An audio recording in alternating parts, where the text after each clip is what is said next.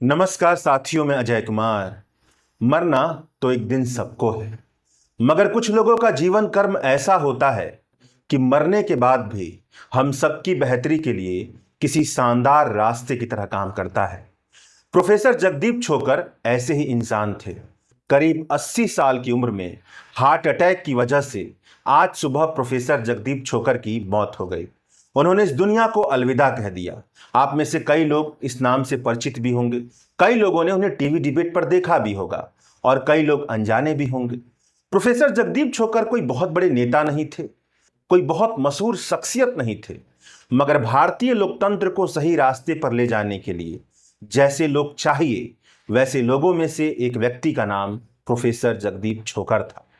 भारत में चुनाव सुधार का जब भी जिक्र होगा, इलेक्टोरल रिफॉर्म का, तो वहां प्रोफेसर जगदीप छोकर का जिक्र जरूर होगा। प्रोफेसर जगदीप छोकर के लेखों को लोग जरूर पढ़ेंगे।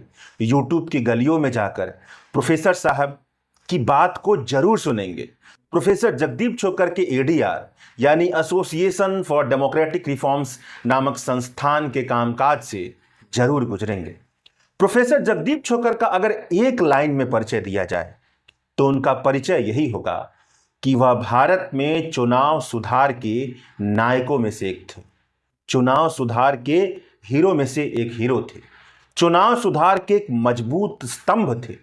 भारत में चुनाव सुधार पर प्रोफेसर जगदीप छोकर के अलावा भी बहुत सारे लोगों ने बहुत सारी बातें कही हैं, लिखी हैं, शानदार काम रहा है उनका। मगर प्रोफेसर जगदीप छोकर इसलिए एक कदम आगे हैं क्योंकि उन्होंने कुछ अन्य शानदार शख्सियतों के साथ मिलकर चुनाव सुधार के काम को एक सांस्थानिक स्वरूप दे दिया, एक इंस्टीट्यूशनल स्वरूप दे दिया। अकेला आवाज जागरूक आवाज हो सकता है, मगर परिवर्तन की बुनियाद के लिए संगठन और संस्थान की बहुत जरूरत पड़ती है। प्रोफेसर जगदीप छोकर ने कई लोगों के साथ मिलकर साल 1999 में एसोसिएशन फॉर डेमोक्रेटिक रिफॉर्म्स नामक संस्थान स्थापित कर यही काम किया है। यह संस्थान भारत में स्वतंत्र और निष्पक्ष चुनाव और चुनाव सुधार से जुड़े विषयों पर भारत की एक अमूल्य निधि है। प्रोफेसर जगदीप छोकर इस संस्थान के संस्थापक सदस्य तो थे ही, फाउंडिंग मेंबर तो थे ही, साथ में ट्रस्टी भी थे। प्रोफेसर जगदीप छोकर की कही गई सभी बातों का अगर चंद लाइनों में निचोड़ पेश किया जाए तो उनकी बात यह है, जो उनका दर्शन है, विचार है, वह यह है कि इतिहास के बहुत लंबे संघर्ष के बाद इंसानों ने अपने भविष्य को तय करने के लिए लोकतांत्रिक ढांचे को हासिल किया है। लोकतांत्रिक ढांचे की बुनियाद चुनाव है। कई सारे बुनियाद में एक बुनियाद चुनाव है। भारत के चुनाव में कई तरह की संरचनात्मक कमियां हैं। अगर भारतीय चुनाव के संरचनात्मक कमियों को दूर नहीं किया गया, स्ट्रक्चरल प्रॉब्लम को दूर नहीं किया गया, तो लोकतंत्र बर्बाद हो जाएगा। अगर लोकतंत्र बर्बाद हो जाएगा तो मानवता को दिशा देने वाला एक ढांचा बर्बाद हो जाएगा। प्रोफेसर जगदीप छोकर अपने कई वक्तव्यों में यह बात बार बार दोहराते थे कि भारत की सबसे गहरी समस्या भ्रष्टाचार है, करप्शन है, और भ्रष्टाचार की जड़ें तब तक नहीं खत्म हो सकती हैं जब तक चुनाव सुधार ना हो। जो पॉलिटिकल पार्टियां हजारों करोड़ रुपए खर्च कर चुनाव जीत रही हैं, हेलीकॉप्टर उड़ा रही हैं, रैलियां कर रही हैं, वह भ्रष्टाचार खत्म नहीं कर सकती हैं, वह भ्रष्टाचार के लिए प्रतिबद्ध नहीं हो सकती हैं, क्योंकि जहां से उन्होंने हजारों करोड़ रुपए का जुगाड़ किया है वह उनके खिलाफ कोई ऐसा कदम नहीं उठाएंगी जो उनके मुनाफे के खिलाफ जाता। इस तरह से जब तक चुनावी खर्च को लेकर के बहुत मजबूत चुनावी सुधार नहीं होते हैं, तब तक भ्रष्टाचार खत्म नहीं हो सकता। चुनाव सुधार का यही विचार प्रोफेसर जगदीप छोकर के जीवन कर्म में बहुत मजबूती से दिखाई देता है, जहां पर वह देख पाते हैं कि अगर स्वच्छ, पारदर्शी, अकाउंटेबल, निष्पक्ष चुनाव नहीं होगा तो लोकतंत्र का कोई मायने नहीं रह जाता है।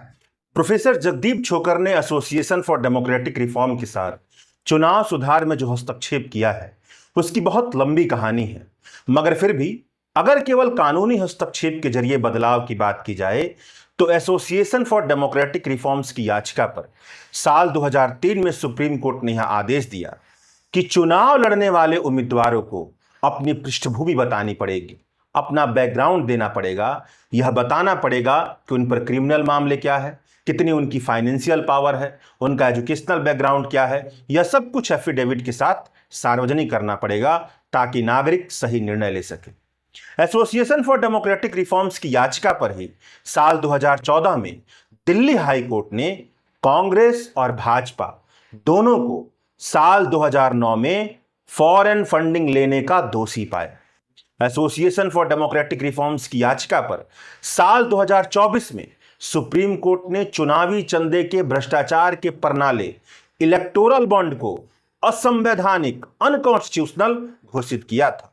स्पेशल इंटेंसिव रिवीजन की प्रक्रिया पर कई याचिकाओं में जो सबसे प्रमुख याचिका है वह एसोसिएशन फॉर डेमोक्रेटिक रिफॉर्म्स की ही।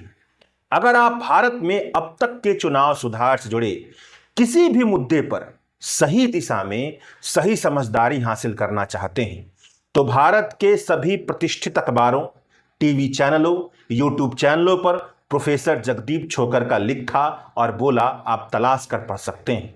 द वायर पर प्रोफेसर जगदीप छोकर ने लगातार लिखा है, लगातार वह लिखा करते थे। आप जगदीप छोकर द वायर लिखिए, कई सारे आपको आर्टिकल मिल जाएंगे। प्रोफेसर जगदीप छोकर की शैक्षणिक योग्यता की बात की जाए और उनके बैकग्राउंड की बात की जाए तो उन्होंने अमेरिका के लुसियाना स्टेट यूनिवर्सिटी से पीएचडी की डिग्री हासिल की थी। Indian institute of management Ahmedabad के वह भूतपूर्व डायरेक्टर का पदभार संभाल चुके थे। इससे पहले उन्होंने भारतीय रेलवे में 10 साल से ज़्यादा समय तक मैकेनिकल इंजीनियर और मैनेजर के तौर पर काम किया था और ऑस्ट्रेलिया, फ्रांस, जापान और अमेरिका के कई विश्वविद्यालयों में जाकर के उन्होंने पढ़ाने का भी काम किया था। चलते चलते इस बात को समझिए कि हम सबको सामने से दिखता है कि भारत के चुनाव को नेता जैसे मर्जी वैसे चलाते हैं, कोई उन पर लगाम लगाने वाला नहीं है। मगर जब हम गहराई से देखते हैं तो यह पाते हैं कि हम सबकी सामूहिक कमियां भारत के चुनाव में नजर आ रही हैं। इन सामूहिक कमियों को दूर करने के लिए जिस तरह के सार्थक हस्तक्षेप होने चाहिए, निरर्थक नहीं, मीनिंगफुल हस्तक्षेप, उस तरह की हस्तक्षेप की एक कोशिश का नाम प्रोफेसर जगदीप छोकर थे।